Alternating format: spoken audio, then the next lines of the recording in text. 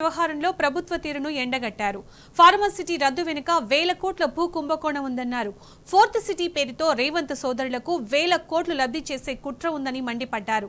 ఫార్మసిటీ ఉన్నట్టా లేనట్టా స్పష్టం చేయాలని డిమాండ్ చేశారు. కోర్టులో మాత్రం ఫార్మసిటీ కొనసాగుతుందంటూ న్యాయస్థానాలను తప్పుదోవ పట్టిస్తున్నారని ధ్వజమెత్తారు కేటీఆర్.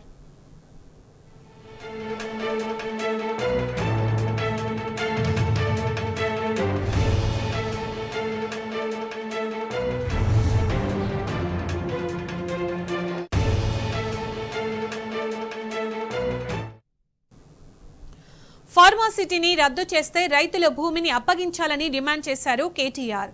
ఫార్మాసిటీని రద్దు చేస్తున్నట్టు ముఖ్యమంత్రి సహా మంత్రులు చాలా సందర్భాల్లో ప్రకటించారని గుర్తు చేశారు. అదే నిజమైతే రైతుల నుంచి సేకరించిన భూమిని వారికి తిరిగి ఇచ్చేయాలని తేల్చి చెప్పారు. ప్రభుత్వం ఒకవైపు ఫార్మాసిటీ రద్దు చేశామంటూనే హైకోర్టులో మాత్రం ఫార్మసిటీ రద్దు కాలేదని చెబుతోందన్నారు. Future city, AI city, fourth city అంటున్న కాంగ్రెస్ ప్రభుత్వం దానికోసం 1 ఎకరం భూమినైనా సేకరించిందా అని ప్రశ్నించారు. 1 ఎకరం సేకరించకుండా ఫార్మసిటీ భూములను ఇతర అవసరాలకు ఎలా మళ్లిస్తారని నిలదీశారు. ఏ విధంగా హైకోర్టును, న్యాయస్థానాలను తప్పుదోవ పట్టిస్తారని మండిపడ్డారు కేటీఆర్.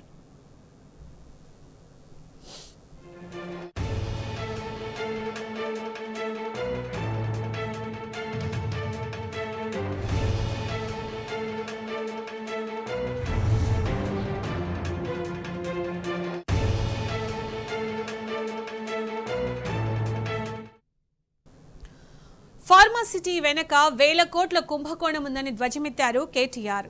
అన్ని వివరాలను త్వరలోనే బయట పెడతామన్నారు. అన్నదమ్ములకు వేల కోట్ల రూపాయల లబ్ధి చేసే కుట్ర ముఖ్యమంత్రి చేస్తున్నాడని నిప్పులు చెరిగారు.